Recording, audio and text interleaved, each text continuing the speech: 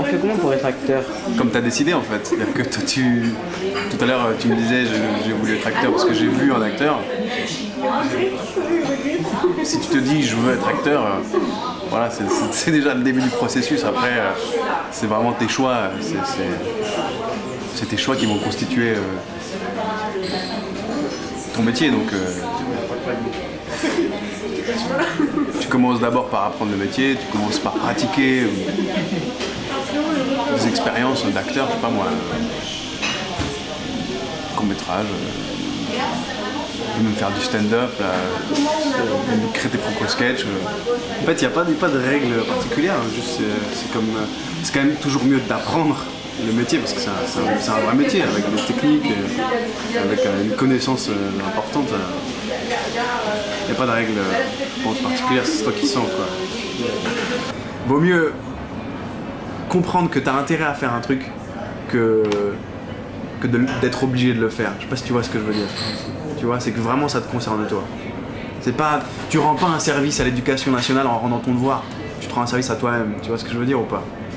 Mais après, ça n'empêche pas d'aller faire ce que tu kiffes, quoi.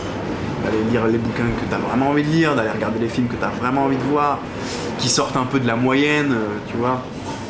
Les bouquins qu'on te file, Molière par exemple. C'est quoi pour toi Molière? Molière, c'est pas un... Attends. C'est un auteur. Ouais, c'est un auteur de théâtre. Ouais. C'est un des meilleurs auteurs de comédie français. Donc c'est un dramaturge extrêmement important dans notre culture. Et c'est quelqu'un d'hilarant. C'est vraiment... Et au lycée ou au collège, je sais que quand on te vend Molière, c'est juste trop chiant quoi. Donc je sais pas si on t'a parlé, on t'a déjà... Voilà, donc je sais pas quel souvenir t'as de Molière. Donc c'était bien ou pas ce que vous avez fait sur Molière? La poésie, bon voilà.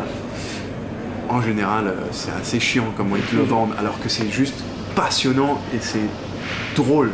T'en as parlé à tes parents des projets d'acteur? Ouais. Et ils t'ont soutenu? Ouais, ils m'ont soutenu parce que je voulais faire ça, parce que je leur parlais déjà de ça quand j'étais môme. Et qu'en tant que parents, ils se sont dit, bon ok, on va pas... pour que notre enfant soit content, soit heureux dans sa vie, il faut qu'il fasse ce que bon lui semble. Pour lui vraiment, et pas ce qu'il est obligé de faire pour gagner de l'argent, pour vivre. Parce qu'ils avaient envie que je vive vraiment, que je sois vivant, que je sois content. Donc ils m'ont encouragé très jeune. Puis après, moi, je leur faisais des sketchs. Quand j'étais môme, j'imitais Donald Duck. C'est peut-être la première chose que je faisais quand j'étais môme, quoi. Au dîner de famille, j'imitais Donald Duck, ça faisait pisser de rire tout le monde. Et du coup, ils se sont dit, ouais, il sera acteur et tout. C'est un bon, il est rigolo. Donc ça m'a... Ils ont vraiment été derrière moi. Plus tu travailles, plus tu as des opportunités. Après, quand tu travailles, il faut savoir montrer son travail et pas être perfectionniste.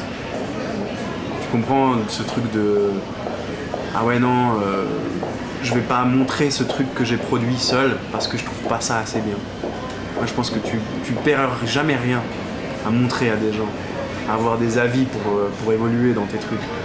Même si c'est un peu pourri au début, t'es nouveau là-dedans, t'as plein d'ambition et tout, tu penses que tu vas être un super acteur, tu te vois déjà sur le tapis rouge et tout, tu produis un truc, forcément c'est pas à la hauteur de ses espérances, mais au moins, voilà, t'as franchi une étape.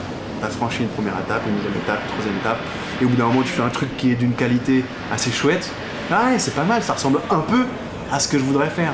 Tac, tu continues, et puis au bout d'un moment, tu tombes en plein milieu dans ce que tu as toujours voulu faire, et là je pense que là tu es super content. Mais avant d'arriver là, je pense que c'est une montagne de travail, mais pas le travail ennuyeux, où il n'y a pas de plaisir, parce que quand même le métier d'acteur, c'est que du plaisir, c'est des gens qui ont décidé d'être joyeux.